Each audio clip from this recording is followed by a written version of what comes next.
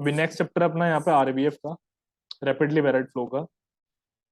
Rapidly varied flow में hydraulic jump होता है ना। रैपिडली वेराइड फ्लो में क्या होता है कि एनर्जी होती है पानी के पास में, वाटर के पास में एनर्जी होती है, तो वहां पे हाइड्रोलिक जंप की पॉसिबिलिटीज भी ज्यादा है। तो यहाँ पे इसीलिए हाइड्रोलिक जंप जो है वो लिखा हुआ है, बिकॉज ज्यादातर hydraulic jump rapidly varied flow में देखने को मिलता है। तो when the condition changes from super critical to sub critical, जब भी कंडीशन चेंज होती है सुपर क्रिटिकल से सब critical, the result is in abrupt rise in water surface. तो जो रिजल्ट होता है उस चीज का, यानी कि सुपर क्रिटिकल से सब क्रिटिकल में जब चेंज होती है हमारी कंडीशन, तो उसका जो रिजल्ट होता है, हम देखते हैं कि भाई वाटर सरफेस में वाटर का जो लेवल था वो राइज कर गया, और उसके साथ साथ हमें टर्बुलेंट रोलर भी जो है देखने को मिलता है, जिसको हम कहते हैं हाइड्रोलिक जंप या फिर स्टैंडिंग वेव भी उसको बोला जाता है। ठीक है, तो ये चीज भी हमें यहाँ पे देखने को मिलती है।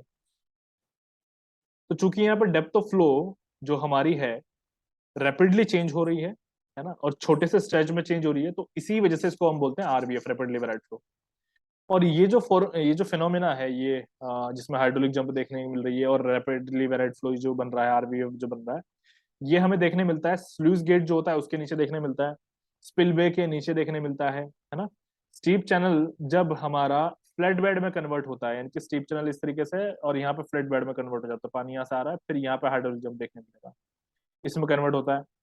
इरिगेशन कैनल के जो फॉल्स होते हैं उनमें देखने मिलता है। तो ये कुछ हमारे पास में एग्जांपल्स हैं जहां पे हमें आरबीएफ और ये हाइड्रोलिक जंप वाला फिनोमेना देखने को मिलता है। अब ये हाइड्रोलिक जंप के यूजेस क्या होते हैं?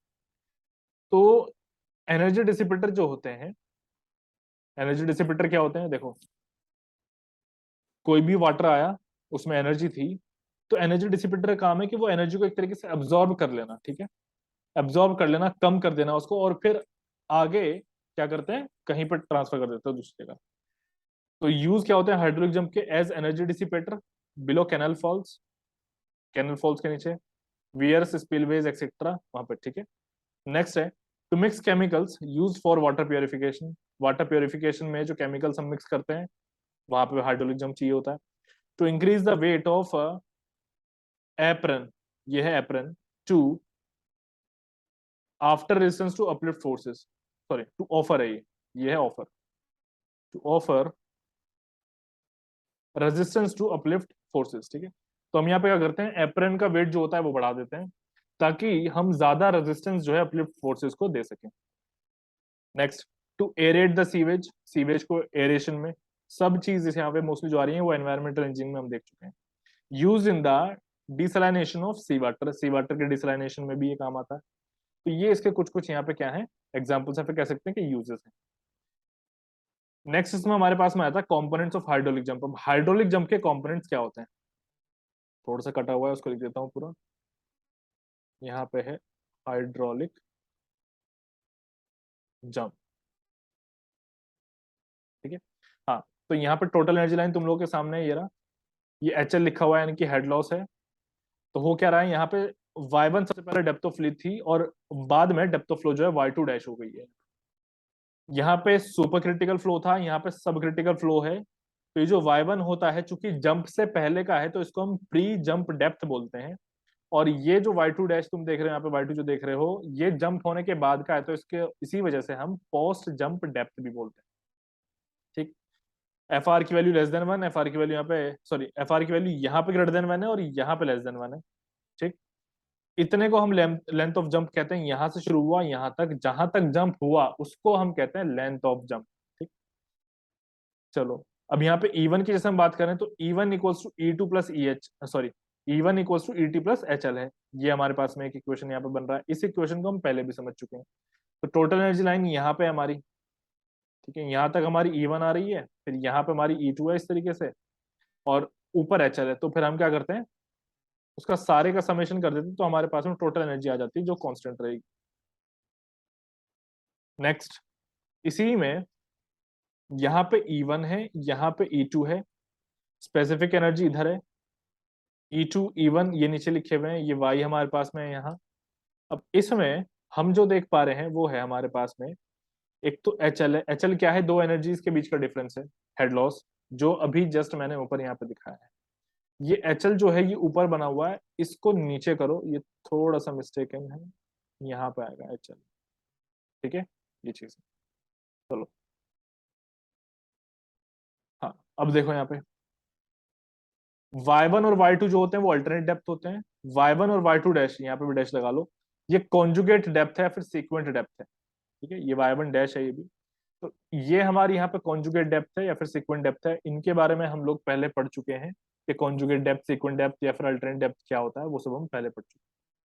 अब यहाँ पे देखो स्पेसिफिक फोर्स है अगर, और यहाँ पे हमारे पास में डेप्थ है, ये मेरा क्रिटिकल वाला लाइन हो गया जो तुम देख रहे हो एग्जैक्टली सेंटर में, इसके ऊपर सब क्रिटिकल है, इसके नीचे सुपर क्रिटिकल है। यहाँ पे डेप्थ हमारे पास में y2 डैश लिखा हुआ है, यहाँ पे हमारे पास में डेप्थ जो है वो y1 लिखा हुआ है। ठीक है, specific force is always constant, specific force जो होता है वो हमेशा कांस्टेंट होता है और इक्वल होता है। ठीक है, in case of hydraulic jump, जब भी हाइड्रोलिक जंप हो रहा होगा वो क्या होगा, इक्वल होगा सारा का सारा, यानी कि दो डिफरेंट सेक्शंस की हम बात कर रहे हैं, वहां पे इक्वल होगा इस तरीके से। एक हमारे पास में इक्वेशन ये हो जाता है क्यू स्क्वायर अपॉन जी ए प्लस, ये जो तुम यहाँ पे देख रहे हो ये है depth of centroid area from free surface. तो जो हमारा सेंट्रोइड एरिया है देखो,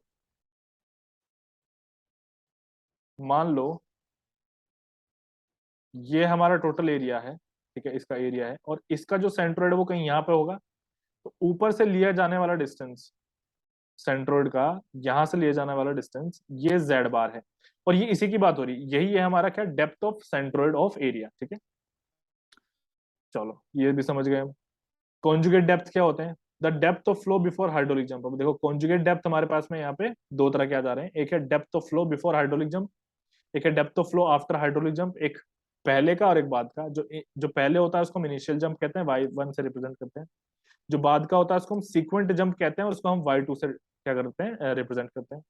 तो these are commonly known as conjugate depth, इनको हम कॉमनली कॉन्जुगेट डेप्थ या फिर सीक्वेंट डेप्थ भी कहते हैं, जिनका स्पेसिफिक फोर्स क्या होता है, सेम होता है। ठीक है, चलिए अब यहाँ पे हमारे पास में बेलेंगर्स मोमेंटम इक्वेशन है। ये जो इक्वेशन है गेट के एग्जाम में तो बहुत आई है और मोस्ट इंपॉर्टेंट है। अभी जैसे हमारे पास में इंजीनियरिंग सर्विसेज के एग्जाम हो रहे हैं, गेट के एग्जाम्स हो रहे हैं, असिस्टेंट इंजीनियर वाले एग्जाम्स हो रहे हैं, उसमें डायरेक्टली इस इक्वेशन पे बेस्ड क्वेश्चन आते हैं। और उसी तरीके से अब जेई में भी एक दो क्वेश्चन जो आ रहे हैं वो भी दिखा दूंगा मैं।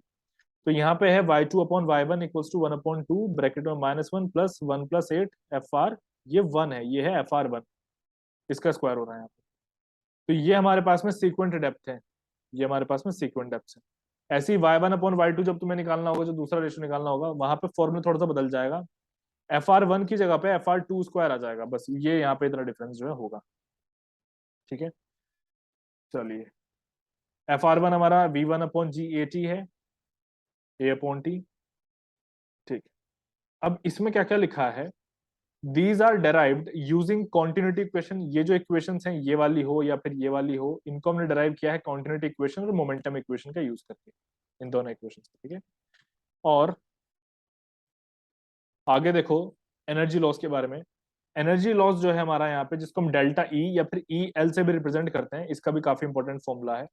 तो यहाँ पे हो जाता है E L equals to y2 minus y1 का क्यूब अपॉन 4y1 y2। ये तुम्हारा in terms of depth of flow है और ये इन टर्म्स ऑफ वेलोसिटी है। तो यह है v1 माइनस v2 का cube upon 2g v1 plus v2, एक तुम्हारे पास में ये हो जाता है। अब अगर मैं रिलेटिव एनर्जी लॉस की बात करूं, इसका मतलब होता है कि जो तुम्हारा एनर्जी लॉस हो रहा है उसको किसी और एनर्जी के रेस्पेक्ट में देखो, जैसे कि शुरू वाला इनिशियल एनर्जी के रेस्पेक्ट में देखो E1। तो जब तुम इसको किससे डिवाइड कर दोगे, यहाँ पे E1 से डिवाइड तुम कर दोगे, तो तुम्हारे पास इक्वेशन बन जाता है y2 अपॉन y1 माइनस 1 का cube upon 4y2 upon y1, 1 plus f1 का स्क्वायर अपॉन 2। एक तुम्हारे पास में ये बन जाता है रिलेटिव एनर्जी लॉस का फॉर्मूला। इन सब के ऊपर क्वेश्चंस आते हैं। ठीक है, नेक्स्ट है एफिशिएंसी ऑफ जंप। जंप की एफिशिएंसी क्या होती है, तो वो E2 अपॉन E1 इंटू 100 कर सकते हो, E2 अपॉन E1 इंटू 100, ऐसे करके तुम एफिशिएंसी ऑफ जंप निकाल सकते हो।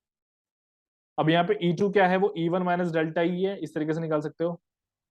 Efficiency of jump 1 minus relative energy loss, ये जो ऊपर आया ना रिलेटिव एनर्जी लॉस, इसको भी सब्ट्रैक्ट कर सकते हो, तो भी तुम्हारे पास में जो है आ जाएगा।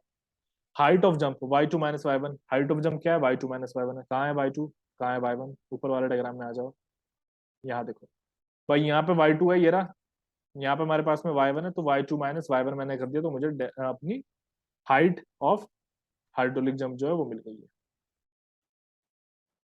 अब देखो ये जो राइट साइड में कुछ कुछ टर्म्स लिखी हुई हैं, जैसे कि पावर लॉस, हाइड्रोलिक जंप का पावर लॉस क्या होता है, ये है weight, discharge, change in energy.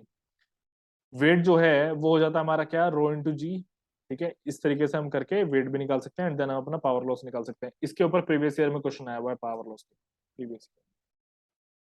और भी चीजों के ऊपर आए हैं, जितना भी हम यहाँ पढ़ रहे हैं वो सारा मोस्ट इंपॉर्टेंट। अब आ जाता है लेंथ ऑफ जंप, ये भी इंपॉर्टेंट है, प्रीवियस ईयर में बहुत आया, आगे भी आएगा। तो लेंथ ऑफ जंप जो हमारे पास है वो उसका फॉर्मूला है 6.9 y2 माइनस y1, और दूसरा फॉर्मूला है 6.1 सिर्फ y2 से मल्टीप्लीकेशन करो तो। लेकिन उसमें कंडीशन होती है कि ये तभी अप्लाई होता है जब हमारे f1 की वैल्यू ग्रेटर देन 5 होगी, ये तभी अप्लाई होगा। ठीक, इसके बाद में आ जाओ, यहाँ पे है relative initial depth. Relative initial depth हमारे पास में क्या होगा, y1 अपॉन ई1। ऐसे रिलेटिव सीक्वेंट डेप्थ क्या होगा, y2 अपॉन ई1, ये हो जाएगा हमारे पास। टाइप्स ऑफ जंप, किस तरह के जंप्स हमारे पास में होते हैं, ये जो चीज है काफी इंपॉर्टेंट है। वैसे तो ये जो है आता है क्लियरली एकदम, जैसे मैंने लिखा है लाइन टू लाइन वही चीज मिल जाती है एग्जाम में प्रीवियस ईयर में। अभी किस किस एग्जाम्स में आता है, जैसे कि एई में देखने मिलेगा, ईएससी में देखने मिलेगा, अब तो जेई में भी आ रहा है, पॉसिबिलिटी है जेई में भी आने की। तो क्वेश्चंस किस तरह के आते हैं वो देख लो। टाइप्स ऑफ जंप में ये जो तुम यहाँ पे देख पा रहे हो ईएल अपॉन ई1, ये तुम्हारी वैल्यू है। ईएल तुम्हारा वही एनर्जी लॉस ऊपर जो है, जो अभी जस्ट हमने पढ़ा, और अपॉन में ई1 कर दिया तो वो रिलेटिव लॉस हो गया। ये देखो यहाँ पे एफिशिएंसी ऑफ जंप के बाद में ये तुम्हारा रिलेटिव एनर्जी लॉस, ये लिखा है रिलेटिव एनर्जी लॉस, हमने यहाँ पे भी डिटरमाइन किया, ये वो रिलेटिव एनर्जी लॉस है। ये वाली वैल्यूज नीचे दी हुई है। तो हम यहाँ पे देख रहे हैं रिलेटिव एनर्जी लॉस जब हमारा जीरो है, तो इसका मतलब क्या है, देखो सारी कंडीशन बताता हूं। अगर हमारा एफ आर जो है वो लेस देन 1 है तो कोई भी हाइड्रोलिक जंप नहीं होगी, और उस सिचुएशन में रिलेटिव एनर्जी लॉस भी जीरो होता है। नेक्स्ट उसके बाद में अगर तुम्हारे एफ आर की वैल्यू 1 से लेकर के 1.7 के बीच में आ जाती है तो वहां पे अंड्यूलर जंप जो है वो बनेगा। जंप जो है वो कैसा होगा, अंड्यूलर होगा, और यहाँ पे 5 to 18% रिलेटिव एनर्जी लॉस जो है हो जाता है। ठीक है, सब वैल्यूज इंपॉर्टेंट है, याद रखना, 5 to 18% यहाँ पे हो जाता है। अब इसमें क्या होता है, एंडुलर जंप में कैसे बिहेव करता है, कैसा होता है एंडुलर जंप, तो वाटर सरफेस जो है होता है वो अंडुलेटिंग होता है यहाँ पे, with small ripples on surface. Ripples का मतलब है, देखो कोई पत्थर तुम पानी में फेंको तो जो वेव्स जनरेट होती हैं उनको हम रिपल्स बोलते हैं। तो वाटर सरफेस जो है हमारा वो एंडुलेटिंग होता है, और थोड़े थोड़े रिपल्स यहाँ पे आ जाते हैं। अच्छा सॉरी, ये जीरो जो है ये इसके लिए है, पहले वाले के लिए जहां पे ये लिखा हुआ है, सॉरी सेकंड वाले के लिए, इसके लिए है हमारा ये, और 5 to 18% जो है इसके लिए, थोड़ा सा मिस्टेक हो गया। तो 5 to 18% एनर्जी लॉस जो है इसमें आ जाओ, जब एफ आर की वैल्यू तुम्हारी 1.7 से लेकर के 2.5 तक होगी, उसको हम कहते हैं वीक जंप। वीक जंप में क्या होता है, वेलोसिटी जो है हमारी वो फेयरली यूनिफॉर्म रहती है, और छोटा सा अमाउंट ही क्या होता है, डिसिपेट होता है, यानी कि एक तरीके से ट्रांसफर होता है, ट्रेवल करता है, ये चीज कह रहा है। नेक्स्ट देखो, जब एफ आर की वैल्यू 2.5 से लेकर के 4.5 तक आती है उसमें ऑसिलेटिंग जंप बनता है। एनर्जी लॉस 18 to 45% यहाँ पे होता है। तो जो हमारा वाटर है इसमें क्या होता है, वो ऑसिलेट करता है back and forth from bottom to surface and back again, यानी कि जमीन से, जो हमारी सतह होती है जो डीप डाउन बॉटम होता है वहां से सरफेस की तरफ आता है, और फिर से वापस वहीं पे चला जाता है, तो वो ऑसिलेट करता है। अब नेक्स्ट हमारा, जब हमारे एफ आर की वैल्यू 4.5 से लेकर के 9 के बीच होती है उसमें स्टेडी जंप आता है। और स्टेडी जंप क्या होता है, ये वो जंप है जो बहुत ज्यादा स्टेबलाइज होता है। ठीक है, यहाँ पे एनर्जी लॉस 45 to 70% होता है। जैसे ही 70% से ज्यादा हमारा हो जाएगा तो एफ आर की वैल्यू क्या है, वो 9 से ज्यादा हो जाएगी, और यहाँ पे स्ट्रॉन्ग जंप या फिर चौपी जंप बनेगा।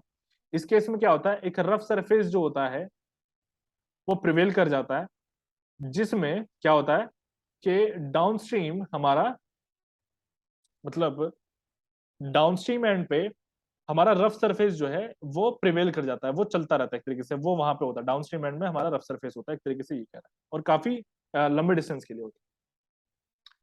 ये सारी वैल्यूज याद कर लेना, काफी इंपॉर्टेंट है। यहाँ पे इसमें कंफ्यूजन मत हो जाना, मैंने एरो बनाया हुआ है, जीरो जो है हमारे इसके लिए है। ठीक, चलो अब इसके बाद में नेक्स्ट अपना देख लेते हैं। क्वेश्चन हम नेक्स्ट क्लास में करेंगे, प्रीवियस ईयर क्वेश्चन देखेंगे गेट वगैरह के। अच्छा इसमें इतना ही है, तो हमारा ये वाला जो चैप्टर है वो खत्म हो गया। अब नेक्स्ट वाले में हम सर्जेस के बारे में देखते हैं। नेक्स्ट चैप्टर हमारा सर्जेस का होगा।